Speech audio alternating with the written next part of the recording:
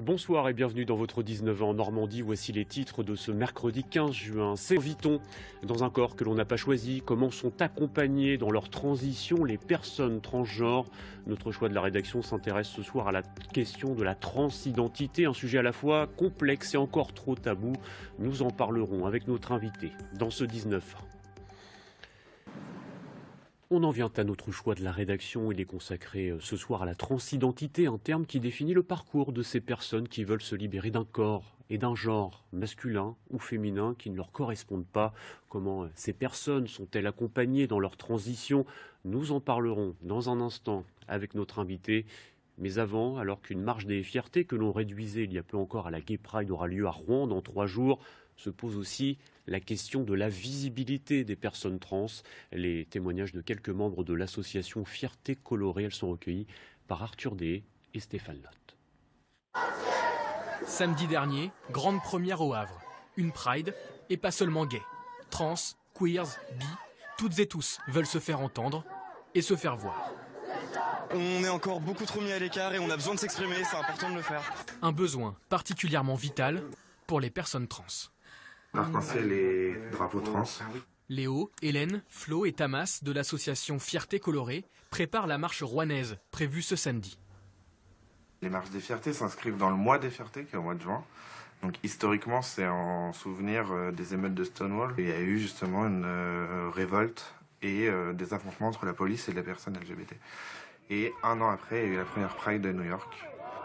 Gay Pride, Gay Liberation, traduisons, soyons fiers d'en être, libérons-nous. Tout l'enjeu de la Pride et de cette visibilité-là, c'est justement de dire, on existe. Vous ne pouvez pas nier nos existences parce qu'on est une minorité, on existe, on est en nombre. Et parce qu'on est ce nombre-là, écoutez-nous et considérez-nous, en fait. Se montrer à tous en dehors de la communauté. Quitter l'ombre pour la lumière. À Rouen, la marche des fiertés passera par la mairie, le cœur de la ville. Et là où seront prononcés les discours de la marche, donc nos revendications pures et dures. À force de combat, les personnes trans ont gagné en droit et en visibilité grâce à des associations militantes, mais aussi à des personnalités influentes sur Internet. On a beaucoup plus de visibilité aujourd'hui à la télévision, à la radio, sur les réseaux sociaux, à Internet, mais ça reste une visibilité virtuelle. Au quotidien, les personnes trans restent quand même assez cachées. On se prend des remarques dans la rue un peu tous les jours presque, je dirais. Hein. C'est-à-dire comment?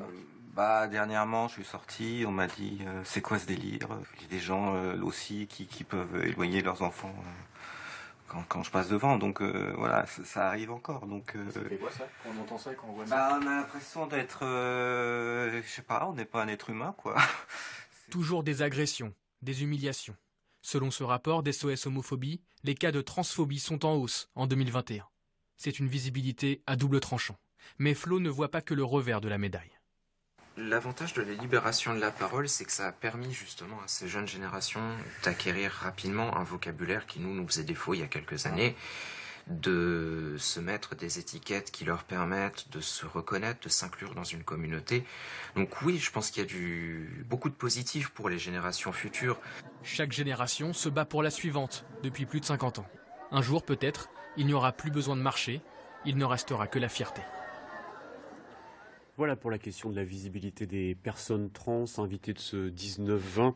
Clémentine Herman, présidente de l'association C'est mon genre. Bonsoir, vous êtes vous-même en pleine transition médicale et vous accompagnez des jeunes notamment et leurs parents qui se posent des questions sur le genre et l'identité. Quelles sont les questions qui reviennent le plus souvent?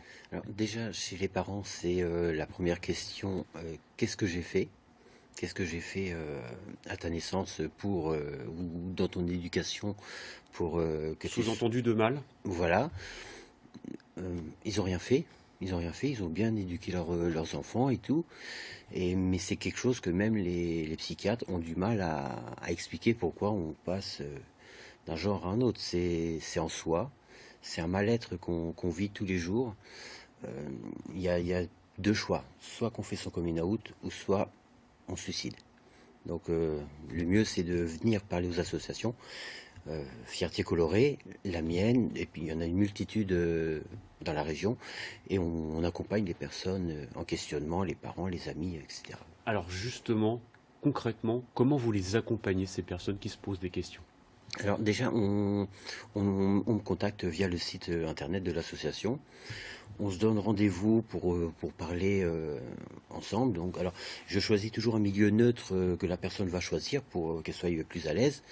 Elle va me poser toutes les questions sur son ressenti. Est-ce que je suis normal? Est-ce que je suis pas normal? Si, tu es normal. T'es un humain. T'as une tête, t'as des bras, t'as des jambes, un corps. T'es mal en toi. Et oui, effectivement, il faut faire quelque chose. Alors vous venez en tant que soutien. On va parler, si vous le voulez bien, des professionnels de santé. Ils sont chirurgiens, kinés ou encore psychologues. Comment la question de la transidentité, elle est abordée chez les professionnels? Ils ont encore du mal un petit peu à cerner la question? Ils ont beaucoup de mal parce que juste dans leur formation, la transidentité n'est pas enseignée.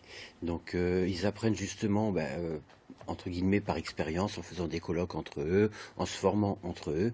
Et en Seine-Maritime, on a la chance d'avoir quand même quelques bons spécialistes. Moi, je suis suivi par une sexologue au CHU de Rouen qui est très bien. J'ai ma kiné dans la région de Biorel qui est très bien. Mais ils se posent des questions. Lorsque je vais les voir, ils s'informent aussi de leur côté. Clémentine, vous restez avec nous. Une transition se fait en plusieurs temps. On parle ici de transition sociale et de transition médicale marquée par les opérations et les traitements hormonaux. Et puis il y a des pratiques moins connues comme la féminisation ou la masculinisation de la voix. Une orthophoniste près de Rouen propose ses services à des patients en transition. Arthur Deshaies et Stéphane Lotte ont suivi une séance il y a quelques jours. Regardez. Son voisé, gros débit, donc grosse bulle, et le plus longtemps possible, ça donne. J'ai peut-être mis un peu trop d'eau. Je m'appelle Aurore Malinet, je suis orthophoniste depuis maintenant 3 ans. Il y a davantage de demandes pour de la féminisation vocale parce que les hormones ne vont pas jouer un très grand rôle sur la voix. Pour la masculinisation vocale, en fait, les patients prennent souvent de la testostérone et du coup la testostérone fait que les cordes vocales vont s'épaissir et la voix va devenir plus grave. Pour certains, il va persister certaines difficultés et donc je peux les accompagner là-dessus. Mais parfois, je dis bonjour dans les magasins, ça fait... En fait, ça, vous allez réussir à le stabiliser au fur et à mesure. Moi, du coup, c'est Atlas, j'ai 25 ans et j'ai commencé ma transition il y a quelques mois maintenant, en tout cas une transition médicale. Transition sociale, c'était l'année dernière. J'ai essayé d'occulter pendant longtemps ces sentiments-là, ce ressenti, parce que je me disais, j'avais pas les mots, j'avais pas d'exemple non plus, donc j'étais long à la détente, mais finalement j'ai réussi à me dire, oui, je suis non-binaire, je veux me faire appeler Atlas, parce que c'est qui je suis, et je veux suivre une hormonothérapie pour avoir une masculinisation de certains aspects.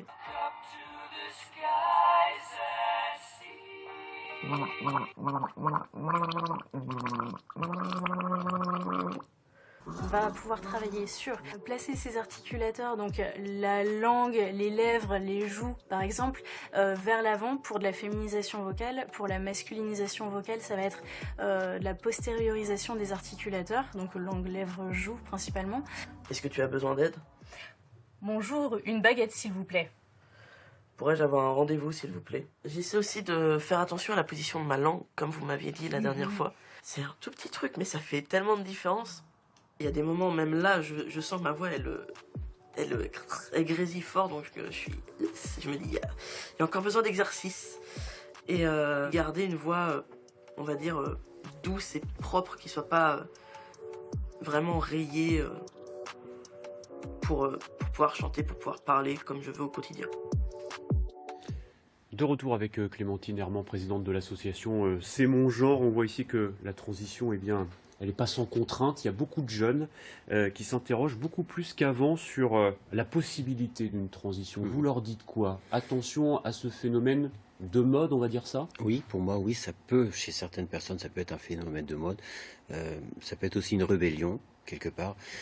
Lorsque je parle du parcours, bien sûr, je parle du côté positif du changement de genre par rapport au corps, par rapport à son esprit, mais j'insiste aussi sur les points négatifs qu'il peut y avoir. Il y en a beaucoup? Il peut y en avoir, administrativement c'est long, socialement on perd beaucoup d'amis, certaines personnes perdent leur famille et professionnellement c'est dur. Dur. Administrativement, vous l'avez dit, c'est dur de faire changer l'identité. C'est long. C'est long. Long surtout. Pour l'identité, on passe en mairie, donc c'est relativement simple. Mais le genre, on est obligé de passer au tribunal, au TGI, et c'est des procédures très longues.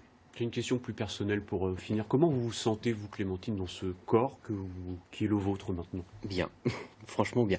Mes amis qui m'ont connu avant le reconnaissent depuis que j'ai commencé ma transition, depuis que j'ai fait mes opérations fin 2021, me trouvent mieux dans mon corps, mieux dans ma tête. Vous en êtes où de votre parcours? Vous êtes arrivé presque au bout? Vous êtes plutôt au milieu? Comment ça se passe pour vous? Au milieu, j'ai déjà fait 2 interventions chirurgicales fin 2021. J'en ai une qui est prévue fin 2022. Peut-être une deuxième suivant la rééducation par rapport à la voix, comme on a parlé du reportage juste avant. Merci beaucoup Clémentine Herman d'avoir répondu ce soir à notre question et à notre invitation sur cette thématique, donc je le disais encore complexe, de la transidentité. Merci à vous. Enfin ces visages et ces regards derrière moi.